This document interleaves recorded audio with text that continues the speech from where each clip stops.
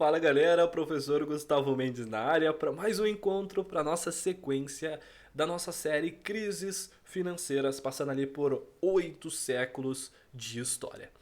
No encontro da vez falaremos do que foi chamado ali de Pânico de 1797 ou ali o Pânico de 1796, 1797.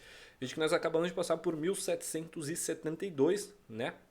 Então não deu muito tempo ali, já surgiu mais alguma coisa nessa época. Você vai ver que era ali bastante conturbado a situação. Foi uma crise então de crédito, tá bom? Que aconteceu na Inglaterra e que se estendeu aos Estados Unidos também, tá bom? Vamos lá, na França, em 1796, os ideais da Revolução Francesa estavam se consolidando. Mesmo que o país estivesse numa situação de guerra civil, inclusive tivesse ali situações claras de invasões de exércitos estrangeiros. Na época, o país era dirigido pelo que chamava-se Diretório, que era basicamente um órgão formado por 5 governantes, obviamente chamados de diretores, e que cuidavam do país. O governo da Inglaterra se opunha aos revolucionários, inclusive eles tentaram invadir a França em 1793, que ocupou ali a cidade de Toulon, eu acho que é Toulon, não sei como que fala, mas deve ser, né? Porque é França, então é Toulon, do qual foram expulsos, obviamente, pela França, pelos exércitos franceses.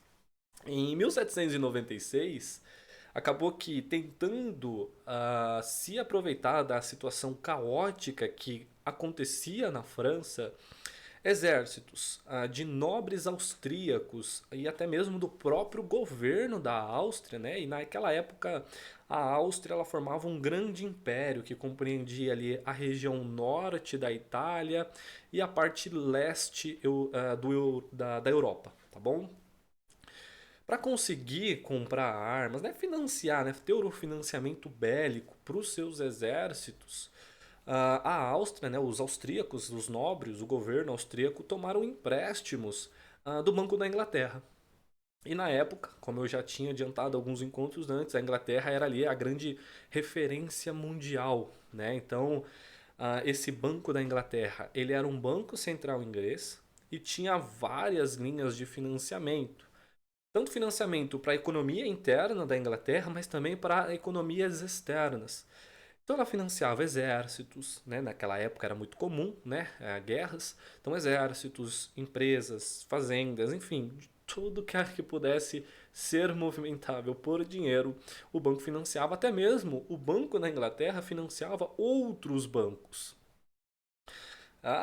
Como eu disse, era o centro de uma economia, né? Então ela recebia recursos não somente do governo inglês, mas também recursos privados, que eram ali em grande parte bancos, empresas e até mesmo pessoas que não só os ingleses, mas de outros países. Então assim, todo mundo financiava o banco inglês e o banco inglês financiava todo mundo. Era tipo uma relação como essa. O governo inglês, então, tendo influência, claro, no Banco da Inglaterra, estimulou os empréstimos aos austríacos. Pois, assim, era interesse da Inglaterra que os austríacos invadissem a França e quebrasse ali aquela ideia revolucionária francesa, porque a Inglaterra não gostava dessa ideia. Então, assim, era do interesse da Inglaterra que os austríacos invadissem a França e, inclusive, tivessem sucesso.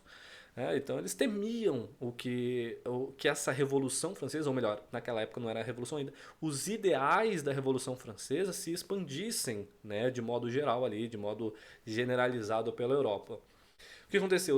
Os exércitos austríacos atacaram a França, né, partindo ali da parte da Itália,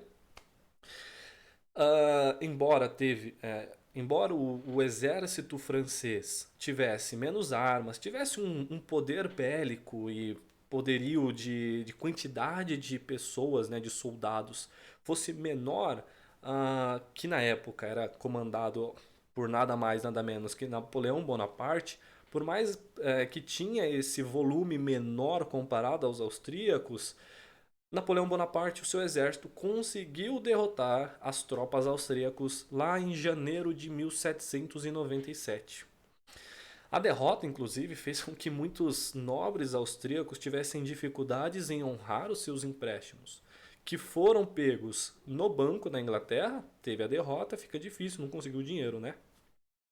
Temendo ali os possíveis prejuízos aos investidores e também o banco tendo que financiar o exército inglês, o Banco da Inglaterra, já em fevereiro de 1797, ele cessou o pagamento de empréstimos feitos em espécie e simplesmente isso. Não vai ter mais o pagamento de empréstimos em espécie.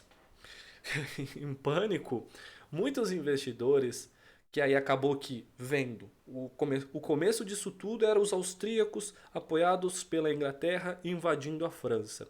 A França agora ganhando. O que aconteceu? Os investidores começaram a temer que por essa vitória da França fizesse a França ganhar peito, ganhar força e agora a França invadir a Inglaterra. E com esse temor entre os investidores, eles começaram a tirar o seu dinheiro do Banco da Inglaterra. Acabou que trouxe grande dificuldade para o banco por causa dessa saída de dinheiro em massa. Principalmente, aí trouxe dificuldade para o banco, né? Principalmente aqueles empréstimos para empresas, aquelas para fazendas. Então, de certa forma, o crédito na Inglaterra se retraiu, porque antes o banco financiava, só que de repente, e da mesma forma que ele financiava todo mundo, lembra que todo mundo financiava ela. Agora, quando todo mundo deixa de financiar o Banco da Inglaterra, fica difícil para o Banco da Inglaterra financiar todo mundo. Então, o crédito na Inglaterra se retraiu bastante. E o crédito retraído gerou recessão no país. Várias empresas, fazendas, agora nos Estados Unidos, para se capitalizarem, eles dependiam desses empréstimos do Banco da Inglaterra e que foi cortado. Acabou que afetou também os Estados Unidos, que também saiu prejudicado. Em 1796, o país já vinha com alguns problemas de seus setores, como o imobiliário, que estava em crise. Né? Quando eu falo o país, eu falo dos Estados Unidos, tá bom? O setor imobiliário dos Estados Unidos naquela época não estava legal. O corte de empréstimo do Banco da Inglaterra piorou a situação do país, algumas regiões ali dos Estados Unidos. E nos Estados Unidos, vários empresários, fazendeiros ficaram inadimplentes, tiveram dificuldades, acabou que faliram também. Então veja, começou lá nos Estados, começou lá na Inglaterra, começou na França, na verdade, com os austríacos apoiados pela Inglaterra. Aí a expectativa de que a França invadisse a Inglaterra também afetou os Estados Unidos. O que aconteceu? Muitos destes empresários, melhor dizendo, muitos fazendeiros, chegaram a ser presos porque também não conseguiam honrar as suas dívidas, porque não tinha. O crédito acabou na economia como um todo, em várias economias. A crise de crédito piorou na Inglaterra quando o dinheiro do Banco da Inglaterra, que era usado para empréstimos para as empresas, foi, de certa forma, desviado para investimentos militares, para que o país ele continuasse, né, para que a Inglaterra continuasse a sua guerra contra a França em 1797, 1798. E o governo inglês, ele inclusive também aprovou uma lei que foi conhecida como a Bank Restriction Act, que permitia o banco na Inglaterra imprimir dinheiro sem lastro em ouro. E foi então a primeira vez dentro do padrão ouro que houve a impressão de dinheiro sem lastro. Então era desobrigado o banco da Inglaterra converter as suas notas em ouro, para que assim, dado uma reserva limitada de ouro, conseguia aumentar a disponibilidade de papel espécie em dinheiro. E aí o que acontece? Nessa relação de você, quando era lastreado, era assim, poxa, eu tenho uma reserva de ouro que vale 1 bilhão de reais, eu posso emitir papel moeda equivalente a 1 bilhão de reais. E ele sempre vai estar valendo 1 bilhão de reais porque eu tenho uma reserva de ouro. Agora, se o ouro valoriza para 1,5 bilhão, com a mesma reserva eu consigo emitir mais 500 milhões. Porque eu tenho agora uma reserva de 1,5 bilhão, eu consigo. Então, na época do lastro em ouro, entre aspas, não existia inflação, porque só emitia dinheiro com uma reserva garantida em ouro. Agora, quando se emite papel moeda sem algum lastro, somente no sentido fiduciário de confiança em quem está emitindo essa moeda e não na confiança no ouro que dá lastro a esse dinheiro, acaba que gera inflação. Eu vou te explicar basicamente o que seria essa inflação. Imagine que eu tenho um item, esse item vale R$ 10 e eu tenho uma disponibilidade de dinheiro de 10. Por equilíbrio financeiro, não, melhor dizendo, ó, eu tenho um item, vamos imaginar que é, sei lá, esse carrinho aqui, eu tenho esse item e eu tenho uma disponibilidade de 10 unidades monetárias. Por equilíbrio econômico, por eu ter somente isso aqui de riqueza e eu ter 10 unidades monetárias, por equilíbrio econômico, esse carrinho passa a valer 10 unidades monetárias. O que acontece? Se eu não aumentar a minha riqueza, eu só tenho o mesmo carrinho. Só que de repente, de 10 eu dobrei a minha base monetária, então agora eu tenho 20 unidades monetárias. Veja, eu dobrei o meu dinheiro, o meu papel em espécie, sem aumentar a minha riqueza ou sem aumentar a minha reserva de ouro. O que acontece? Eu tenho o mesmo carrinho e 20 unidades monetárias. Mais uma vez, por equilíbrio econômico, esse carrinho que custava 10 agora está custando 20. Então, por isso que a impressão de papel moeda sem lastro ou sem geração de riqueza causa inflação. E não foi diferente nessa primeira oportunidade que nós vimos na história do lastro em ouro lá na Inglaterra. Teve uma grande emissão de papel moeda sem lastro em ouro, que foi lá o Bank Restriction Act, e que desvalorizou a moeda da Inglaterra e que perdia valor de forma internacional, não somente dentro da economia interna. Nos Estados Unidos, a crise continuava, embora os bancos agora dos Estados Unidos passassem a substituir o Banco da Inglaterra como investidores em alguns setores dentro dos Estados Unidos.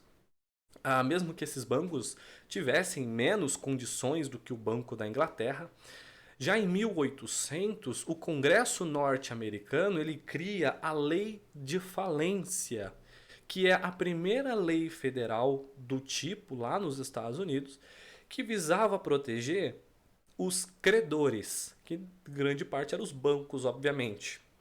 Então, com essa lei, permitia-se o direito de tomar bens dos devedores, por exemplo, tendo o direito de decretar a falência desse devedor, caso ele ficasse ali insolvente, caso ele não estivesse pagando a sua dívida. Então, o que acontecia? Basicamente, os bancos podiam decretar a falência de empresas que não honravam os seus pagamentos, ok? E pegar, por exemplo, lá o carro do cara, o meu carrinho aqui, para honrar minha dívida, tá? Essa lei, então, beneficiava a concessão de crédito, trazia certa confiança e protegia basicamente quem emprestava dinheiro, que eram os bancos, tá? Mas essa lei foi revogada em 1803, mesmo que deu muito certo, né, para criar um clima de segurança em relação ao capital emprestado, mas acabou que, de fato, foi revogado. Então esse foi o pânico de 1797, beleza? Um forte abraço do professor Gustavo Mendes e até o nosso próximo encontro.